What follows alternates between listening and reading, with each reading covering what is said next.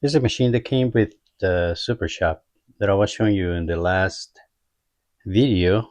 And as you can see, it's mounted on the its own stand, and it's got its own motor. Here's a Super Shop, plate that is rated to the jointer itself. So I have no doubt that this is a Super Shop, and it's a 6-inch jointer. It measures 6.5 inches here on the bed. There's a problem though. The mounting tubes are skinny, small, an inch and a eighth, an inch and a quarter. I don't know.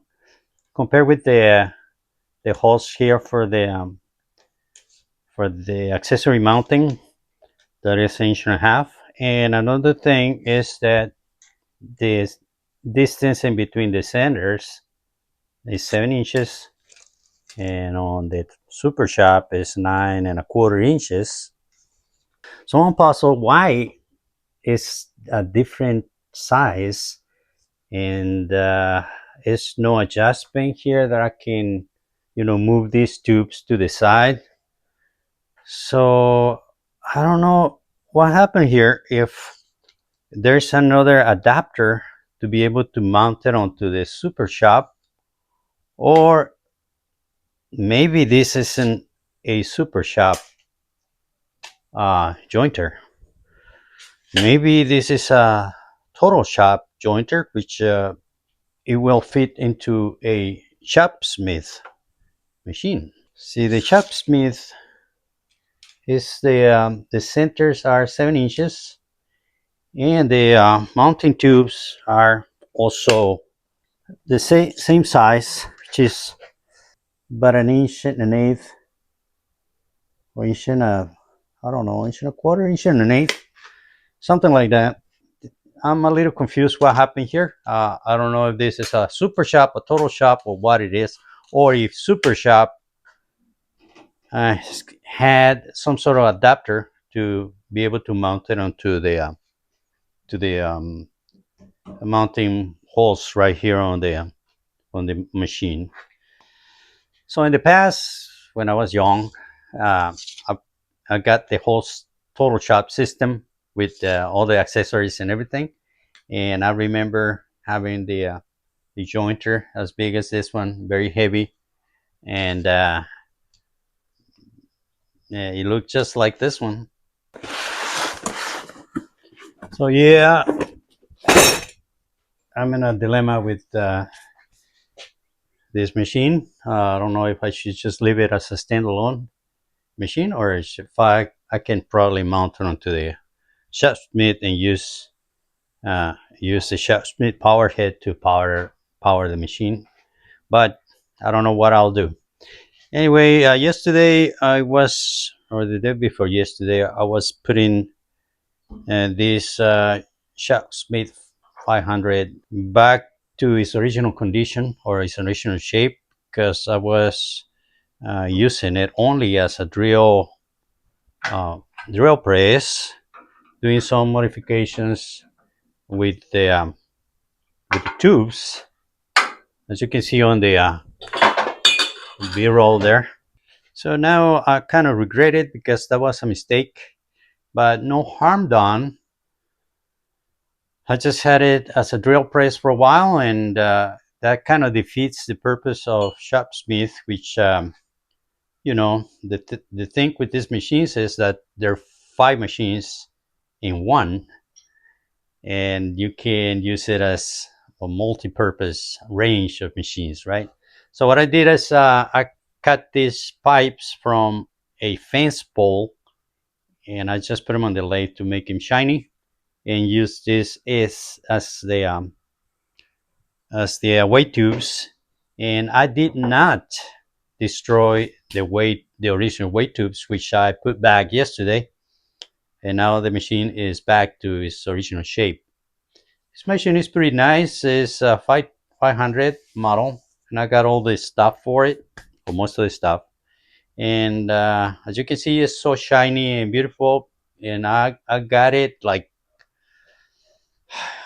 7 years ago, 2019, 2020, some sometime long time ago. So I got it on eBay, and I had to go get it to Silver City, New Mexico, from here in Dallas, Texas, and and it was a long trip, and I paid $500 for it back then, and it was already in this condition. The guy that uh, bought it from restored it and painted it, and it's a little bit of belt noise here on the power head, but there's nothing major. But the paint and everything is very nice. So that's why I fall in love with it back then. Now, back then there was probably was Facebook Marketplace, but I wasn't aware of it.